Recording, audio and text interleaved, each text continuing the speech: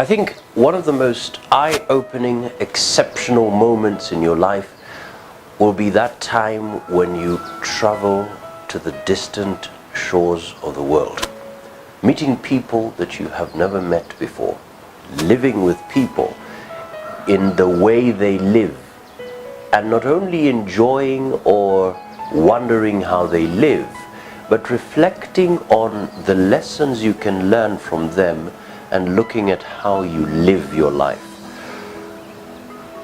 Recently, I had an opportunity to travel to Europe, and one thing caught my attention. These are human beings like us. Of course, the world has decided to set us apart in terms of development, and of course, there is a clear understanding that Europe is more developed in terms of infrastructure, technology and all that. But this time round when I went, I decided to look at what is the philosophy behind this kind of development. Of course, we can go back to the past of colonialism in this country, in Africa as a whole. We can go back and say, you know what, we are where we are because of the ills that were met on us by the forefathers of the Europeans. It's possible for us to get into that kind of discussion. But one thing I could never move away from was the discipline, the commitment, and the idea of using what you have to create something new that was literally in the very fabric of the culture. I was in this country and I was absolutely amazed that some of the things that they had were literally their own creation. And I studied the kind of technologies that they had, and I realized it is somebody who sat down and said, hey, I have a problem.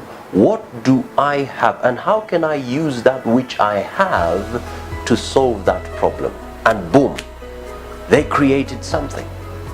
It's the power of, yes, innovation, but becoming a creator in the aspect of you can take something and work on it and create something that becomes a new thing to the whole world and to the people around you.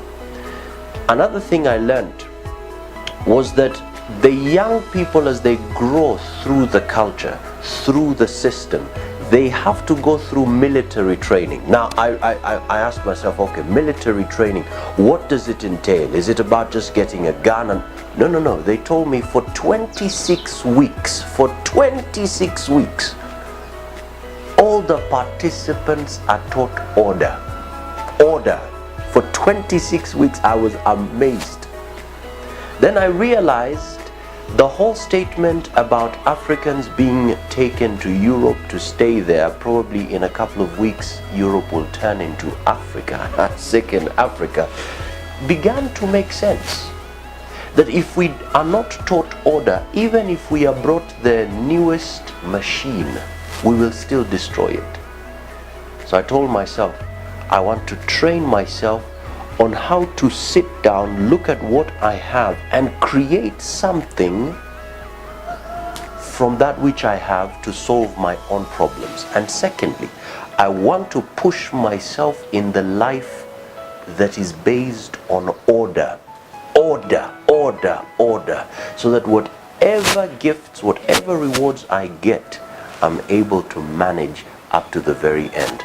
I hope you get those two lessons. Number one, picking that which you have to use it to solve your own problem and thereby creating something new. And number two, pushing yourself to live a life of order. And boom, who knows, you'll definitely begin to make a difference in your life and in the lives of those around you.